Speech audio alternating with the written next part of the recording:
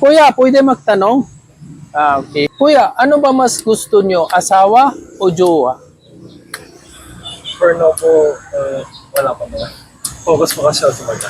Focus kayo sa studies. Pero kung sakali, para sa inyo, ano gusto nyo? Asawa o jowa? Asawa. Bakit po asawa? For lifetime.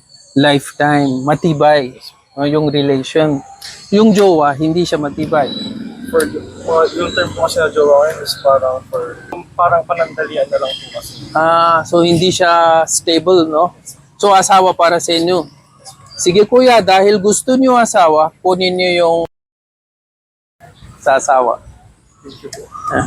Kunin mo, sige. Thank you po. Ate, pwede ako magtanong sa inyo. Sige po, ano po yun? Ano pa mas gusto niyo, jowa o asawa? Jawa? Jowa? Bakit po jowa? Kasi bata pa po. Ilan taon na po kayo? 18 po. 18. So jowa para sa inyo. Sige. Sige, kunin niyo yung sa jowa, ate.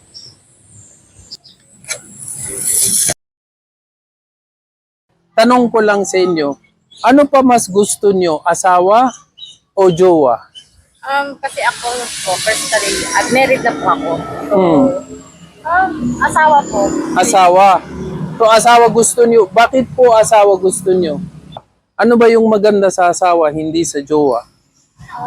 Asawa kasi, pag-asawa mo na kasi, responsibility na kasi siya. Nag-responsible na. May mga obligation na rin siya na. Sige ate, dahil gusto niyo asawa, kunin niyo yung...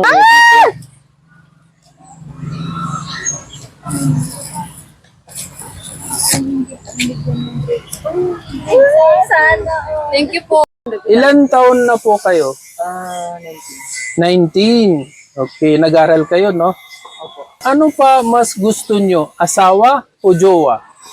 Sama po. Asawa. Bakit po asawa? Kasi pang lifetime na po.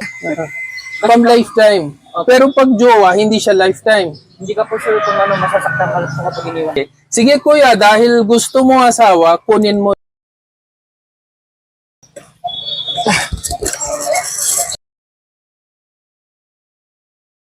Ano po mas gusto nyo?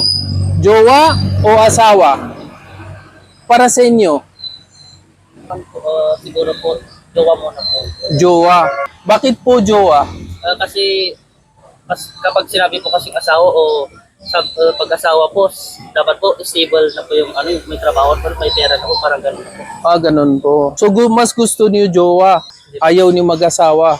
Hindi po. No, para sa inyo parang mas responsibility pa yan pag mag-asawa, ganun po ba? So jowa po gusto niyo.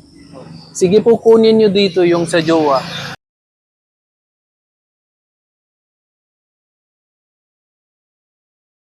Pwede